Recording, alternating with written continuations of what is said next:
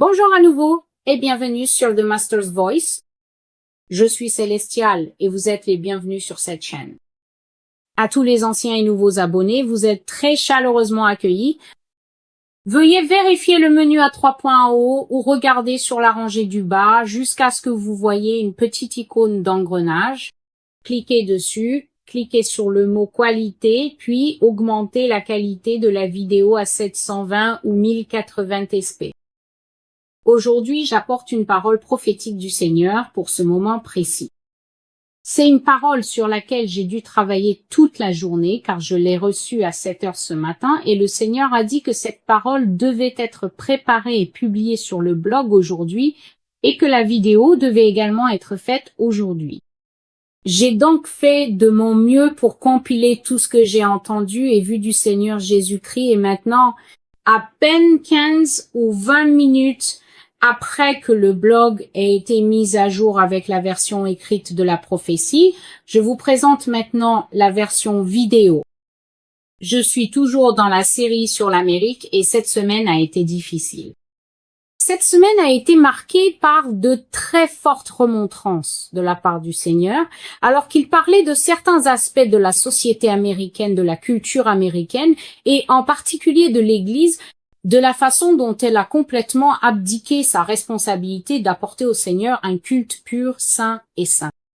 Dieu me montrait à travers l'histoire du prophète Élie et des faux prophètes de Baal, je crois que c'est dans un roi 18.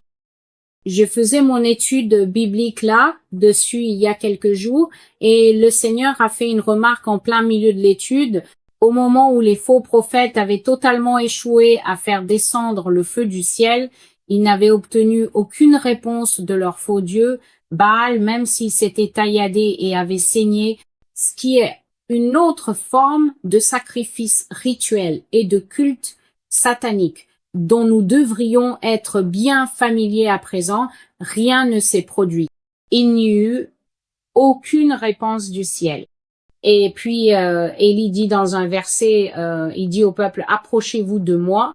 Et ensuite, la Bible dit, et Élie répara l'autel du Seigneur. Il prit 12 pierres. Il les disposa dans la bonne formation, puis découpa le taureau de la bonne manière. Il le plaça sur l'autel de la bonne façon. Il disposa le bois correctement, et il fit tout ce qui rendait réellement son autel un autel légitime sur lequel offrir un sacrifice au Seigneur Jésus-Christ. Frères et sœurs, Dieu n'est pas votre copain du quartier. Vous pouvez pas, peu importe ce que ces pasteurs et prédicateurs modernes vous disent, vous approcher de lui comme bon vous semble. Et vous voyez la manière désinvolte et le manque général de crainte de Dieu que nous avons dans la façon dont les gens vont à l'église. Les gens vont à l'église vêtus comme s'ils venaient tout juste d'une rave toute la nuit et se sont dit, c'est dimanche matin. Pourquoi ne pas enchaîner avec l'église? Et je ne parle pas des personnes qui découvrent la culture de l'église, qui ne savent pas encore comment se présenter devant le Seigneur et comment l'approcher. Je parle à des personnes qui vont à l'église depuis qu'elles sont en couche, pour ainsi dire, des personnes qui ont été élevées dans la culture de l'église, mais qui essaient maintenant de faire des choses troublantes comme mélanger la mode, la tendance et Jésus. Jésus n'est pas un vodka tonique. Vous ne pouvez pas mélanger le Seigneur dans sa sainteté parfaite avec quoi que ce soit d'autre. Si mes paroles semblent dures à certains aujourd'hui, c'est parce que, frères et sœurs, c'est cette âme qui est constamment troublée par le Seigneur Dieu lorsqu'il atteint le point de frustration et de grande colère, non seulement contre cette nation, mais aussi contre beaucoup d'autres nations dans le monde, et surtout contre son Église. Nous essayons de faire des choses pour nous rendre plus acceptables aux yeux du monde. Nous essayons de faire des choses pour nous rendre tendance et acceptables, mais en même temps Dieu dit, « Je suis saint. Par conséquent, vous devez être saint. » La sainteté n'est pas une option. La sainteté est en réalité. La sainteté est un prix que nous payons pour être acceptables aux yeux du Père. Et si nous ne sommes pas prêts à payer ce prix, frères et sœurs, je suis ici pour vous dire que vous n'êtes en réalité pas prêts à être chrétiens. Vous essayez d'habiter une sorte de no man's land, ou vous pouvez faire des choses qui vous font vous sentir à la mode, avoir le monde, et aussi avoir Jésus comme issue de secours pour le moment où l'Antéchrist apparaîtra et commencera à faire les choses horribles qu'il fera à beaucoup à la fin des temps. Les gens sont également égarés par des pasteurs, des enseignants, des prophètes et d'autres personnes qui leur disent que tout est acceptable pour Dieu. Viens comme tu es est devenu le mantra de la société moderne, du christianisme moderne. Je ne suis pas ici pour dire que nous ne devrions pas nous approcher du Seigneur tel que nous sommes, mais parce que Dieu est saint, Dieu est un feu dévorant. On ne peut pas s'approcher d'un feu dévorant et rester le même. Chaque morceau de bois, qui soit vert ou qui soit mûr, est bien sec, est éternellement changé et transformé par le feu. Lorsque vous mettez un morceau de bois non prêt, c'est à dire un morceau de bois vert dans le feu, il produit beaucoup de fumée âcre. La fumée qui provient d'un morceau de bois vert est en réalité toxique. Ce n'est pas simplement de la fumée, c'est une fumée toxique. Cependant, lorsque vous mettez un morceau de bois mûr, c'est à dire un morceau de bois qui a été correctement séché et qui peut être brûlé, il fournit de la lumière, de la chaleur, du confort, et bien d'autres choses auxquelles nous, en tant qu'êtres humains, sommes familiers et dont nous dépendons depuis des milliers d'années. Donc que quelqu'un ne soit pas prêt à entrer en présence de Dieu ou qu'il soit prêt à entrer en présence de Dieu dans les deux cas. Dieu doit avoir un effet transformateur sur cette personne. Vous ne pouvez pas continuer à aller à l'église pendant de nombreuses années et exposer différentes parties de votre corps. En tant que femme, en tant qu'homme, différentes parties de votre corps sont mises en valeur d'une manière qui est distrayante, provocante et montre qu'au lieu d'être à la mode, vous manquez de la compréhension nécessaire de ce que Dieu attend de ses vases saints. Et puis lorsque les gens disent quelque chose, d'autres deviennent sur la défensive, en colère, et sortent le mot d'amitié éternelle du christianisme moderne, ne me juge pas. Tu ne peux pas me juger. La Bible me dit que je peux juger avec un jugement juste. Et en fait, la Bible me dit que le peuple de Dieu jugera un jour les anges déchus qui n'ont pas su garder leur première demeure devant le Seigneur. Donc, chaque fois que j'entends des gens dire ces choses, je sais automatiquement qu'il s'agit de quelqu'un qui n'a pas pris le temps de faire grandir sa foi chrétienne. Ils n'ont pas pris le temps de réellement découvrir ce qu'est un culte acceptable pour Dieu.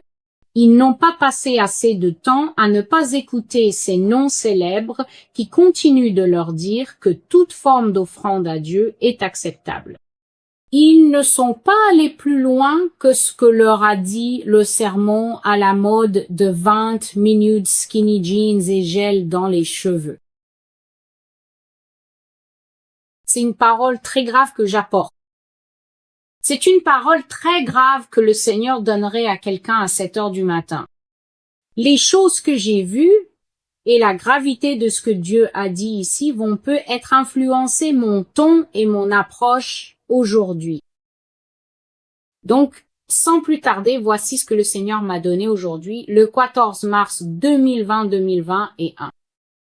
Cette parole s'adresse directement à la nation des États-Unis, que vous viviez ici, que vous soyez natif, naturalisé ou tout juste immigré, puissiez-vous entendre ce que le Père a à dire.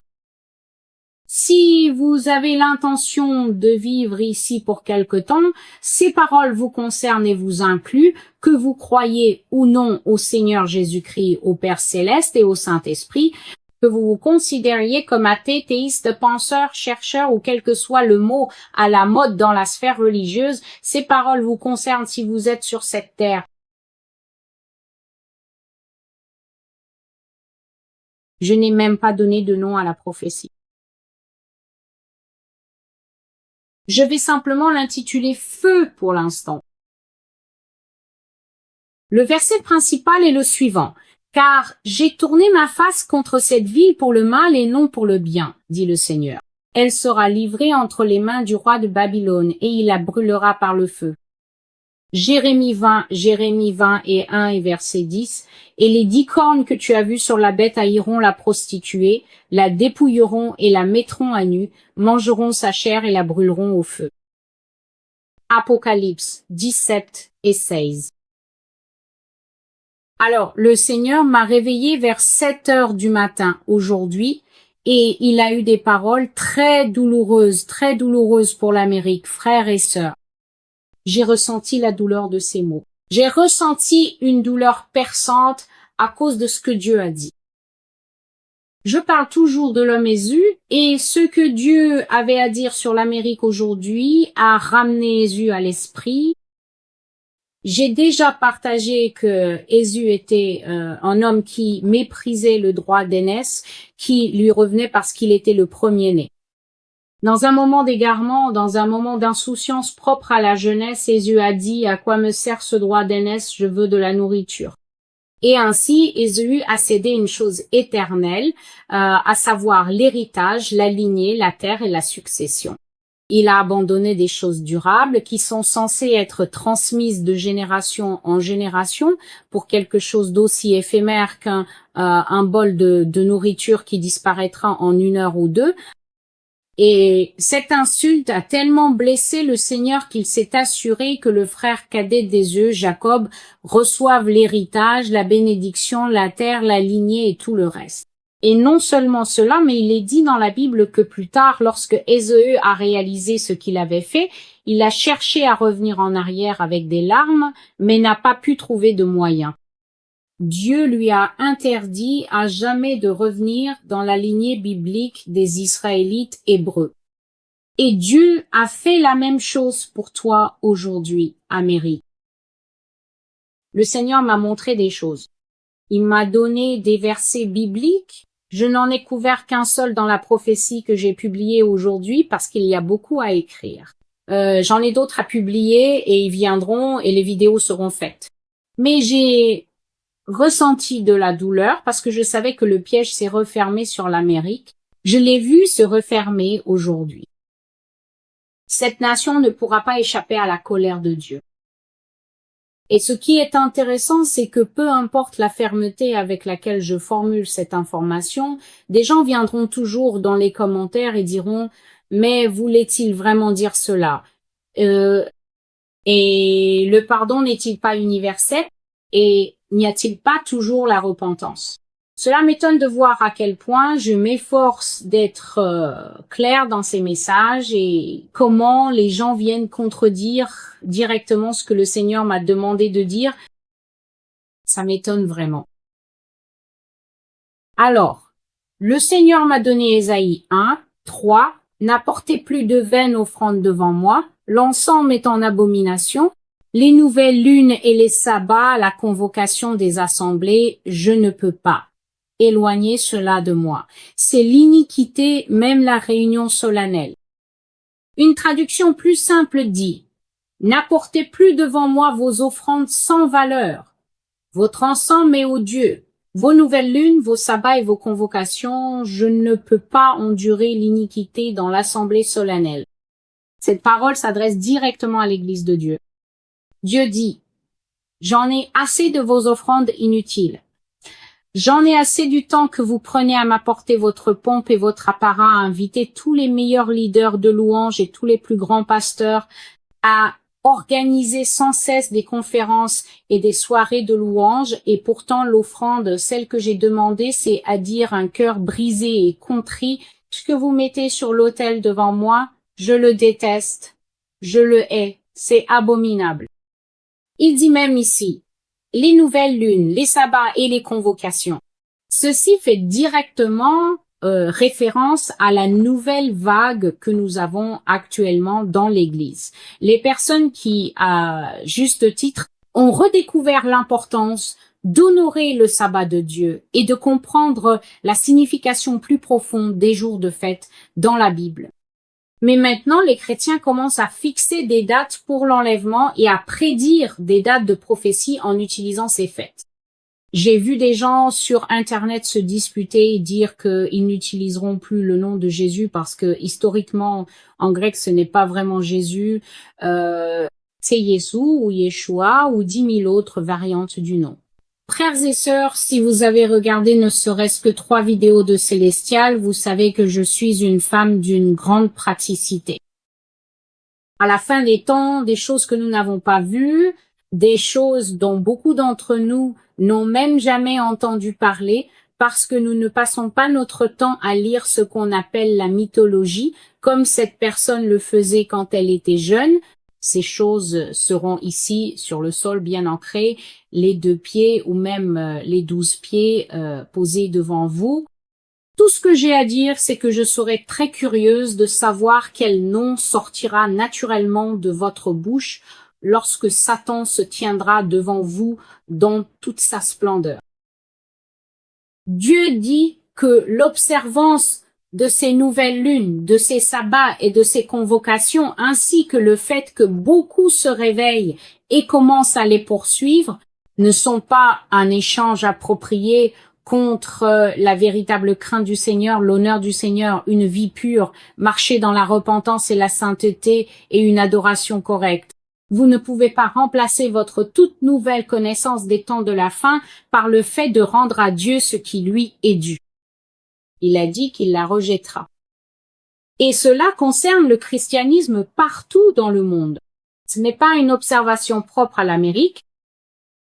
Donc après que le Seigneur ait dit cela, il a commencé à me transmettre un flot de paroles, d'images et de compréhension directement, et j'ai vu 3 visions se produire en même temps. Il m'est déjà arrivé de voir plus de 10 visions se produire en même temps et elles étaient toutes superposées comme on empilerait des cartes les unes sur les autres, de sorte que si on les étalait comme le fait un croupier, elles seraient toutes les 10 l'une comme ça en train de se dérouler. Mais si on les regardait à plat, elles se déroulaient comme à travers du verre, l'une sur l'autre. Aujourd'hui, j'en ai vu 3 exactement au même moment et les voici. D'abord, Dieu dit, c'est terminé, j'en ai fini avec l'Amérique. Aucune autre intercession ne peut être faite. Aucune autre prière ne peut être faite, aucune supplication, aucune quantité de demandes, de larmes, de pleurs ne pourra être élevée pour ce pays. La porte est fermée, l'arche est scellée, l'Amérique ne sera pas sauvée. Je n'accepterai plus aucun de ces sacrifices abominables et impurs. Cette nation qui adore les hommes et les place sur un piédestal au-dessus du Dieu Tout-Puissant, quel autre sacrifice d'expiation pourrait encore être fait pour elle? Ces autels sont brisés et souillés. Toutes sortes de carcasses souillées y sont traînées. Et pourtant ils prétendent, c'est à toi, ô Dieu, que nous sacrifions. C'est à toi que nous faisons une offrande. La souillure et l'abomination sont tout ce qu'ils connaissent. Je ne les écouterai plus lorsqu'ils prieront pour ce pays. Aucune autre prière ne sera reçue pour la nation américaine. Désormais, seules les prières faites pour les âmes seront entendues. Je sauverai un homme, mais ce pays, je le condamne. Je la rejette. Son sort est scellé. L'ordre a été donné. Détruisez Babylone la mystérieuse. Ne laissez en vie aucun de ceux qui lui sont encore attachés.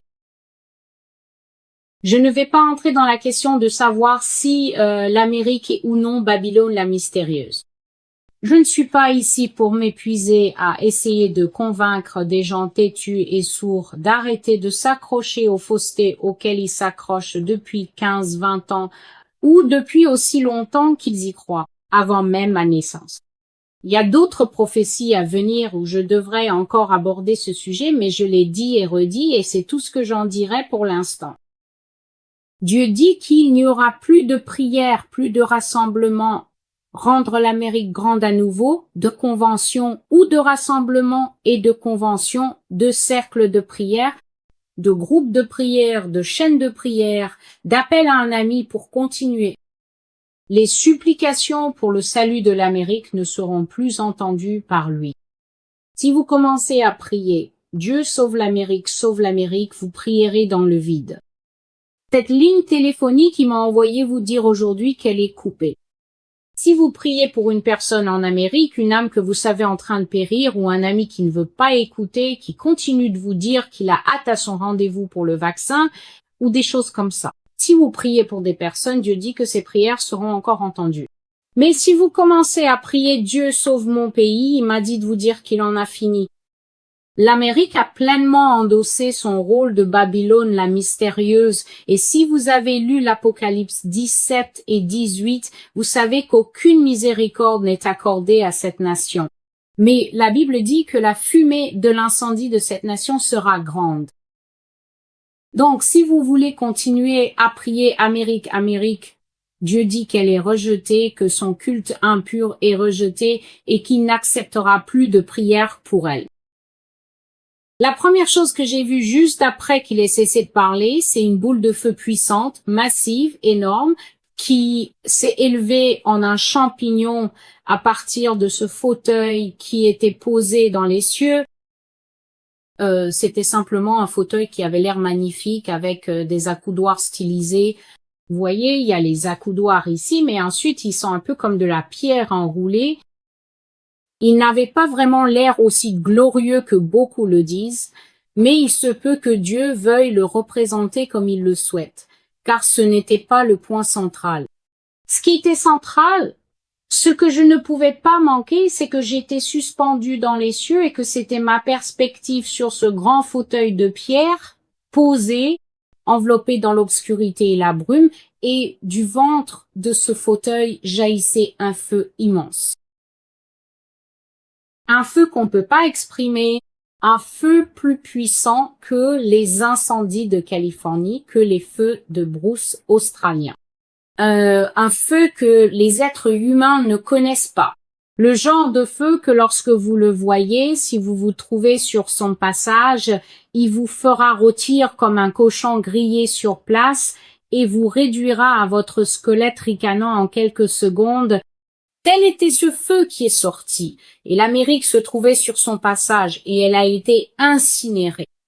Elle a été brûlée et consumée par ce Wu qui est simplement sorti de cette chaise, et elle se trouvait directement sur sa trajectoire. Et elle a brûlé d'un bout à l'autre. Elle a brûlé? La deuxième vision que j'ai eue en même temps que celle-ci, c'est que j'étais dans un désert. J'étais dans un désert, j'étais au sol et c'était un désert ou un endroit désertique, mais ça ressemblait vraiment au désert qu'on trouve ici aux États-Unis. Et il y avait un hôtel qui avait été installé, mais l'hôtel était dans un état de délabrement vraiment, vraiment avancé. Il était en ruine, il était bâclé. Les pierres étaient vieilles et s'effritaient et ce n'était pas un hôtel bien construit ou alors c'était un hôtel qui s'était effondré et pourtant les gens allumaient quand même un feu sur cet hôtel de fortune, l'hôtel brisé, ce qui contraste directement avec ce qu'Élie a fait. Lorsque l'hôtel était brisé, il a d'abord réparé l'hôtel puis il y a placé le sacrifice. Un autel est un lieu de communication directe et d'échange avec Dieu, où l'on peut même ériger un autel pour les démons, pour Satan ou pour de faux dieux. Mais l'autel est le point de départ. C'est un point de transaction. Quand il est en ruine, que vas-tu faire? Même la Bible dit que si les fondations sont détruites, que peuvent faire les justes? Mais ces personnes qui étaient rassemblées autour, tellement d'entre elles étaient réunies autour de cet autel en ruine, elles portaient des robes très ternes, sales et usées, avec des capuches. Et cela m'a d'abord fait penser à ces coven, ces fraternités. Vous savez, comme ils ont ces robes avec la capuche qui pend dans le dos, je pensais que c'était l'un de ces groupes sataniques, mais en réalité, c'était des chrétiens. Des chrétiens rassemblés dans ces robes crasseuses, réunis autour de cet autel brisé, et ils offraient un très gros taureau. C'était un taureau de très grande taille. On ne pouvait pas regarder ce taureau sans se dire « Oh, quel digne sacrifice pour le Seigneur! Un taureau si imposant !» Mais en regardant ces gens, ils étaient tellement mélodramatiques, ils étaient tellement dans leurs émotions et leurs sentiments. « Oh Dieu, nous t'adorons, Dieu, nous sommes venus et… » Il y avait des gens avec ces petits machins à faire tourner qui ne servent à rien et je ne sais même pas comment ça s'appelle. Les femmes en avaient et elles les faisaient tourner et faisaient des choses pendant la soirée de louange. Ces femmes étaient là, en train de lever les jambes et de faire tourner leurs bâtons, baguettes, et il se passait beaucoup de choses. Et les gens étaient vraiment surexcités. Et en regardant cet autel, j'ai vu que le feu était trop haut. Le feu n'avait pas été correctement disposé. Les pierres de l'autel au sommet, qui étaient en contact direct avec le feu, brillaient d'un rouge terne et dangereux et le résultat final, c'est que comme ce feu n'avait pas été correctement disposé, correctement entretenu, au lieu que le taureau soit préparé selon ce qu'enseignent l'Exode et le Lévitique, c'est-à-dire que la viande devrait être rôtie entière pour devenir une odeur agréable pour le Seigneur. Ce qui s'élevait, c'était cette odeur de bûcher absolument insupportable. Le taureau était réduit en charbon et en cendres. Il n'était ni rôti ni cuit. Il était incinéré, embrasé, brûlé. Il était noirci et carbonisé et il ne dégageait aucune odeur agréable de viande rôtie. Cela ne faisait que provoquer cette puanteur de fumée et de cendres qui montaient et ces gens l'entouraient, tellement émus et guidés par la chair, appelant Dieu et disant « Entends-nous, ô Dieu, nous venons t'adorer, Dieu ». Et ils sautaient partout. Et ils m'ont simplement rappelé des chèvres, la façon dont les chèvres bondissent et jouent quand elles sont heureuses. Et donc le feu était trop fort, il n'était pas surveillé, le taureau était brûlé, pas rôti, et puis Dieu a fait cette chose qu'il fait toujours. Il a juste fait zip et ma vision s'est rapprochée à travers ce feu et j'ai regardé ce taureau. Et comme je l'ai dit, le taureau était si gros que l'on pourrait se dire quel beau sacrifice pour le Seigneur. Mais en regardant le taureau, j'ai vu que ses pattes arrière étaient tordues et pliées à des angles étranges et j'ai compris avec stupeur que ce taureau était boiteux des 2 pattes arrière. Il avait 2 pattes arrière estropiées. Et donc ce taureau, dans la réalité, qu'il se soit cassé les pattes juste avant de mourir ou qu'il ait eu ses pattes cassées depuis un moment, quand ce taureau était vivant, c'était un taureau inutile. Il ne pouvait pas être utilisé pour la reproduction. Il ne pouvait pas être utilisé pour tirer quoi que ce soit dans les champs. Il ne pouvait pas être utilisé pour labourer ou porter des charges. Il était inutile. Il était estropié. Il ne pouvait pas travailler et donc il n'avait aucune valeur pour son propriétaire. Et pourtant, c'est ce que les gens ont apporté pour mettre sur l'autel. Un animal, pour Dieu, est censé être offert sans tache ni défaut. Sans tache ni défaut signifie que cet animal n'est pas malade, qu'il n'a pas la gale, rien ne cloche chez lui. C'est un animal parfait pour refléter le sacrifice parfait que Jésus serait pour nous lorsqu'il viendrait. Il était un sacrifice parfait, sans tache ni défaut. Et pourtant, ces gens-là ont eu l'audace d'apporter un taureau estropié sur un autel brisé et de le brûler devant Dieu, et j'ai eu le souffle coupé. Dans la vision, j'ai fait « Oh !» J'étais choquée et ma première pensée, la plus claire dans la vision, a été « Ces gens testent et manquent trop de respect à Dieu. » C'est tout simplement trop. C'est ce qu'ils font qui les fera être tués par le Seigneur lors du jugement. Donc, un culte manipulé, un culte sale et inacceptable, c'est ce qui arrive quand on offre ses restes. Ton temps restant, ton argent restant, après avoir fait tes courses, payé tes prêts automobiles et accompli tout ce que tu avais à faire. Un culte sale et rejeté, c'est lorsque tu prends ce qui reste à la fin de ton emploi du temps chargé, de ta vie bien remplie, de tout ce qui t'occupe et que tu te dis, eh bien, qu'est-ce que je peux faire de ça? Je n'en ai plus vraiment besoin. Ah, je sais, je vais offrir ça à Dieu parce qu'au milieu de tout le monde, personne ne remarquera ce que j'apporte. Et puisque le Seigneur est un feu dévorant, le feu consumera bientôt tous les défauts de ce que j'apporte et tout le monde ne verra que combien j'ai donné et combien j'aime Dieu. Amen. Jeez.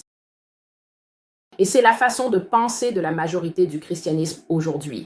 Allez-y, débattez dans les commentaires si vous le souhaitez. Vous savez que je réponds à peine parce que j'ai en fait une vie. Vous prenez ce qui reste à la toute fin, puis vous vous faufilez pour l'offrir comme si c'était quelque chose que vous aviez prélevé au tout début, parce que l'Église moderne vous a dit que Dieu est un Dieu qui vous accepte comme vous êtes et qu'il est un Dieu qui prend tout ce qu'on lui donne. L'Église moderne nous a dit que Dieu est tellement avide d'un amour insouciant que tout ce que vous lui donnez lui convient. Il l'acceptera parce qu'il est tellement désespéré que votre âme aille au paradis qu'il acceptera tout, prendra tout et supportera tout pour toujours.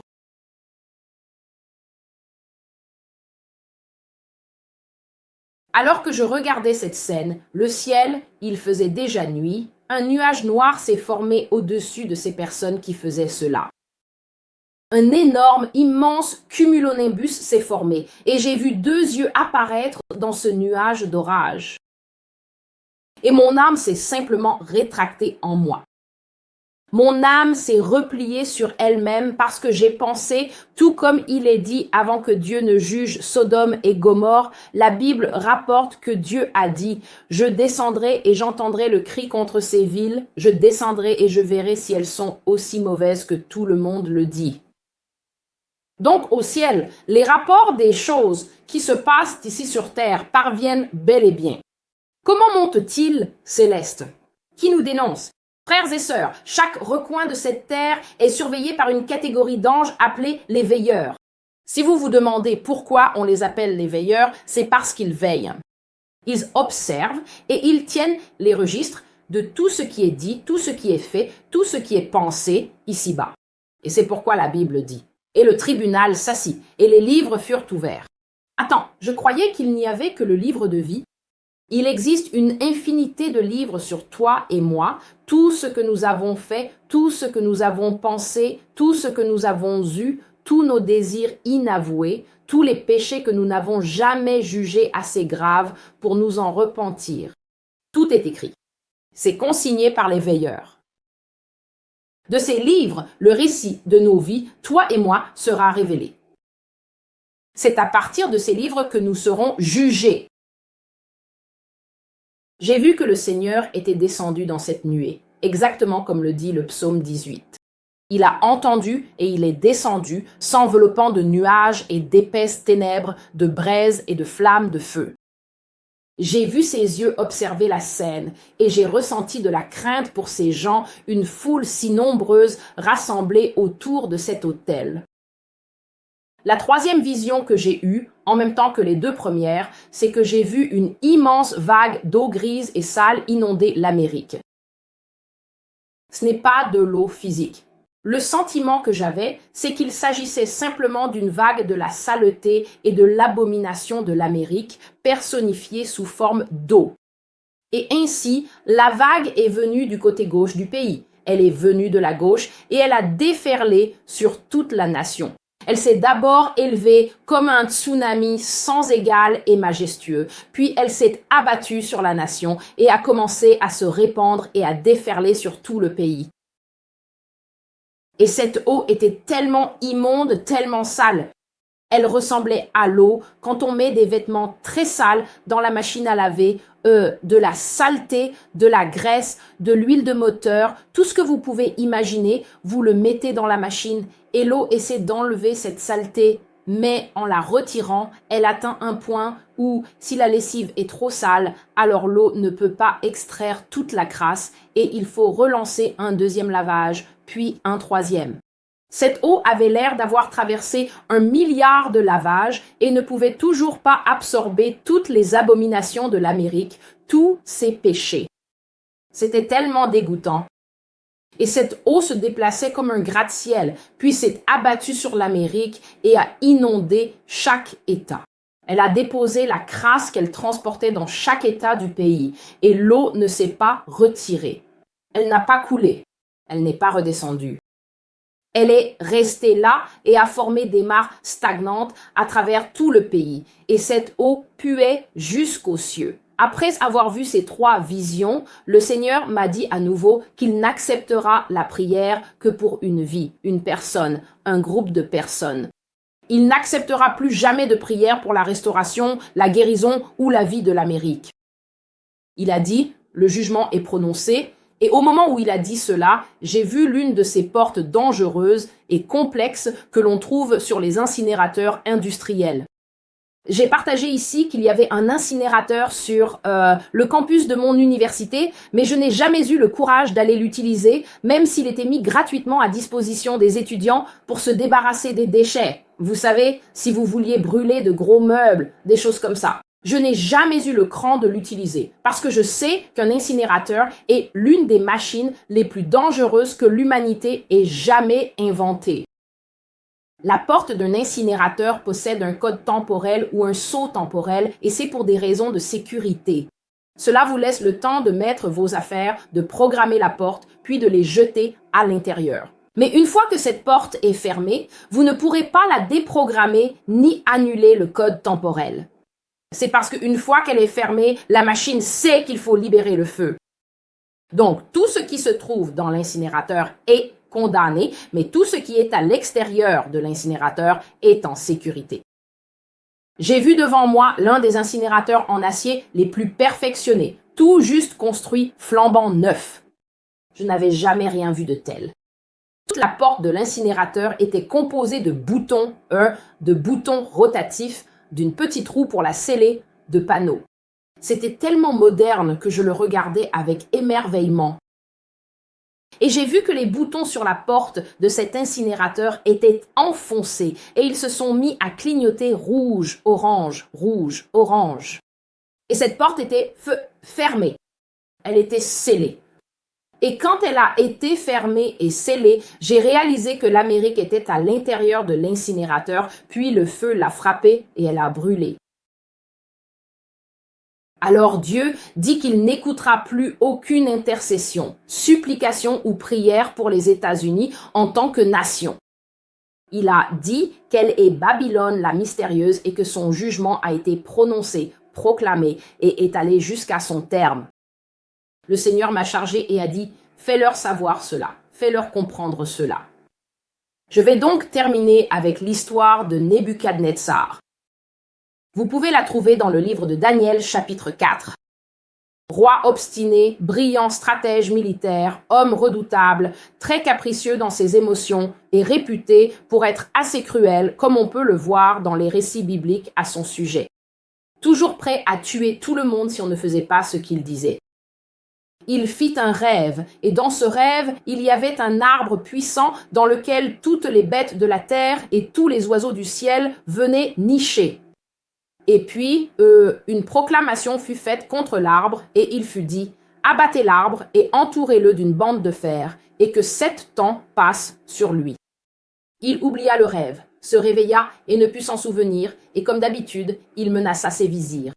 Mais Dieu donna à Daniel la compréhension et la sagesse, et Daniel lui révéla à la fois le rêve et sa signification. Et Daniel l'avertit en disant, « Un jugement a été prononcé contre toi par les veilleurs. » Lorsque vous entendez que les veilleurs ont prononcé un jugement, vous pourriez vous demander, ne sont-ils pas des anges? Ont-ils ce droit? Des anges sont venus sur la terre pour proclamer la naissance du Christ. Dieu utilise les anges pour transmettre ses messages aux hommes depuis qu'il y a des hommes. Ainsi, lorsque les veilleurs déclarent quelque chose, vous savez automatiquement que ce qu'ils annoncent vient d'en haut, du plus haut des sommets, Jésus-Christ, le roi.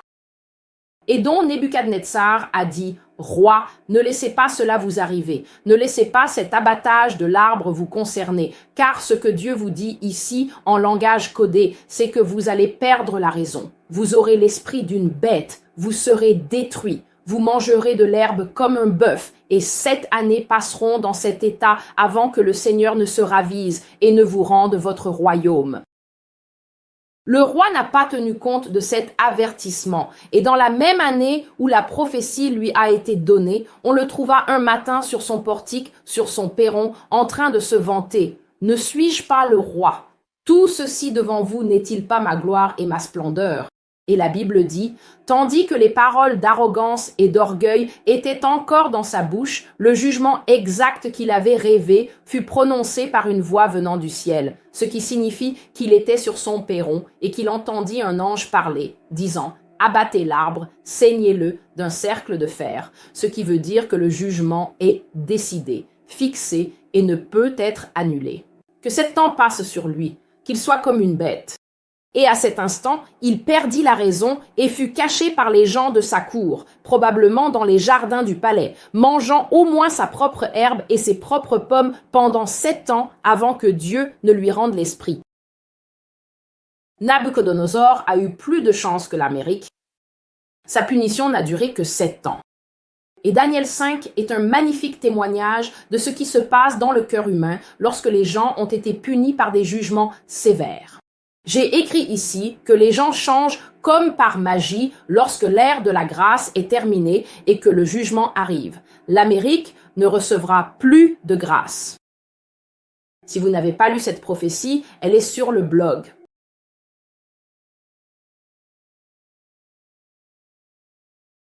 Dieu a dit à la fin de cette expérience, et je le répète pour la 10e ou 15e fois, que plus aucune prière ne vienne devant moi. C'est scellé, je n'écouterai pas. En une seule heure, Babylone, la mystérieuse, recevra sa destruction et ses fléaux. Ceci est la parole du Seigneur. Si vous êtes arrivé jusqu'ici dans la vidéo, beaucoup d'entre vous posent une question que je ne trouve pas très responsable à poser à un inconnu sur Internet. Penses-tu que nous devrions quitter le pays? Penses-tu que nous devrions partir ailleurs? Frères et sœurs, si vous prenez des décisions majeures dans votre vie, comme changer de pays, comment pourrais-je être celle qui vous guide?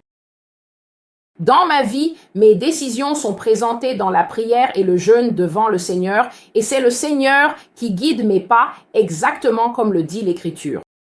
Je n'ai pas besoin de demander aux gens si je dois immigrer ou émigrer. Le Seigneur me guide comme une petite pirogue sur un très grand lac. Quand la Bible dit « Sortez du milieu d'elle, mon peuple, de peur que vous ne participiez à ses châtiments », cela peut, à un certain moment, faire référence au fait qu'il pourrait être nécessaire de fuir. Vous saurez lorsque vous verrez ces choses arriver. Ce que la Bible dit, c'est que vous devez, dans votre cœur, vous extraire de Babylone, la mystérieuse, et de ses avortements, de sa consommation de cannabis, de sa prise d'Adderall, de ses relations entre personnes du même sexe, de sa fascination sans fin pour la politique, de son culte et de son adoration perpétuelle des icônes et des êtres humains, alors que personne n'a 2 sous de temps à consacrer au Christ. Si vous êtes chrétien, cette parole devrait vous rendre sobre comme elle m'a rendu sobre.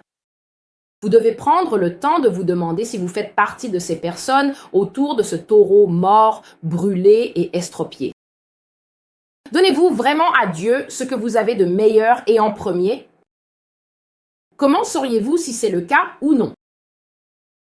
La réponse simple, c'est que si vous n'avez pas demandé à Dieu par la prière et le jeûne, si vous lui êtes agréable et si vous n'avez pas entendu son assurance disant « tu me plais », alors il vous reste encore du chemin à parcourir.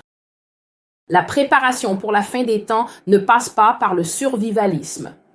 La véritable préparation se fait dans le vase du cœur.